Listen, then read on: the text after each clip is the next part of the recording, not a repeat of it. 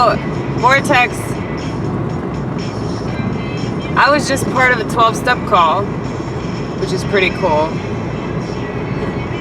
Through stand-up comedy. Getting people clean and sober through stand-up. Of all places, man. You wouldn't expect it.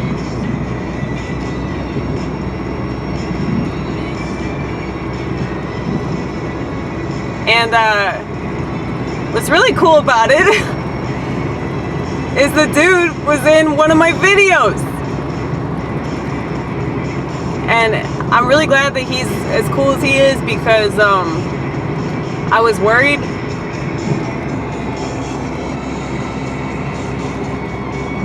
I was worried to tell him what I told him, that I was filming him without him knowing.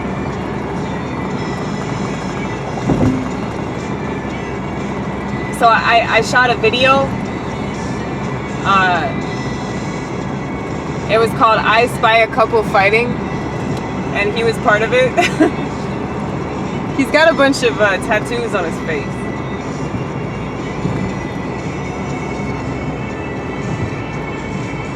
But yeah, apparently she's a total cunt. Not surprising at all, most women are. But yeah, he's got to kick the bitch out.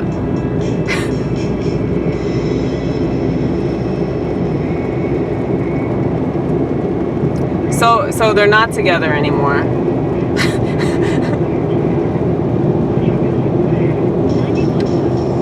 I'm glad that there's like drama that like I wasn't part of, but I felt like I was part of it just by witnessing it. And then he told me about it, and so I got in on it. You know, it's just interesting.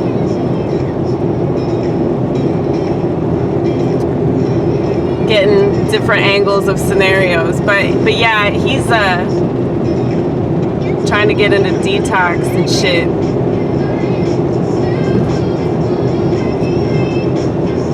But, you know, we were talking about like the similarities between doing stand-up and like going to a 12-step program. Speaking of 12-step program, halfway house, right? So true. There was this other comic that made a joke about that shit. How the Waffle House is a halfway house. I want to open up a quarter-way house. That was my part of the joke.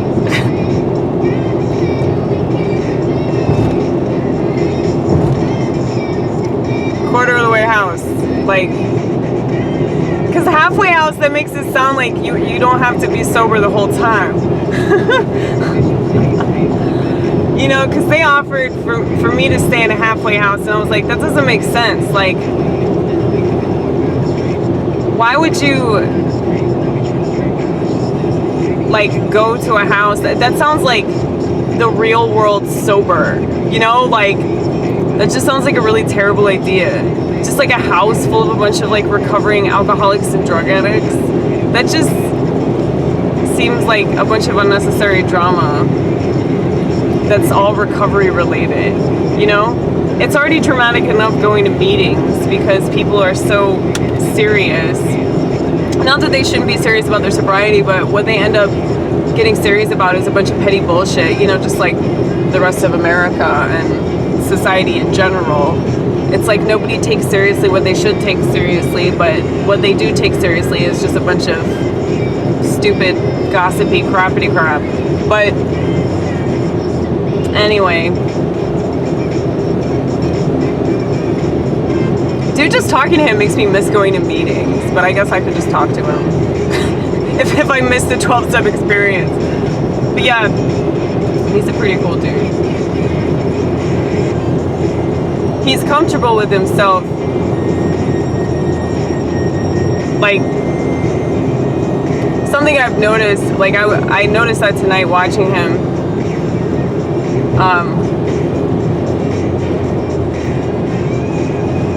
That, you know, people that are comfortable with themselves Like, even if what they say isn't funny, it's still better because it's them being themselves.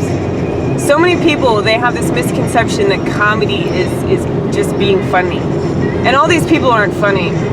That's what's so amusing about it. People that insist that comedy has to be this one thing, those are people that aren't even interesting or relevant in the slightest. They all have issues with their father. I've been saying this and saying this and saying this, but yeah, it's like they want to lecture you on, well, what you can and cannot talk about, and say, well, that's not funny. But what I find interesting is like a lot of the stuff that I worry about saying it, but it's always the stuff that kills. And that's the stuff that I would have been warned not to discuss, you know, by these little candy asses. But yeah, the candy asses are very, very concerned about their approval rating and getting booked, getting gigs. You know, this mic that I just attended was so dead. It's been packed like the past couple months, but it was totally dead tonight because there's this other mic that's going on at this place that I fucking hate with a passion called the East Room. And at the East Room, it's like this giant popularity contest for a bunch of losers that want to pretend that they're winners. And whenever you're a loser that pretends that you're a winner, you go to places that you think make you important, but they actually don't. But you can lie to yourself because you already have a gross misconception about the person that you are, and you're gonna tell yourself things like, I'm going places and I'm doing really important things, but you're actually just performing stand-up comedy at the East Room. I shouldn't say this because this was like the place where like I started doing comedy, but like I just really hate this place because of all the people that go and how arrogant they are. But yeah, it's like, it's just a popularity contest. But I would much rather do comedy at like the shitty bars than like fool myself into thinking that I'm taking this somewhere just because I go to some venue or whatever. It doesn't mean anything. If you don't get like a real experience with real people, like it does not mean anything at all. But it makes sense to me like why these people would choose that, because they're not real people and they don't have real experiences anyway, because all they do is document shit on their phones. So anyway, that's my little rant for tonight.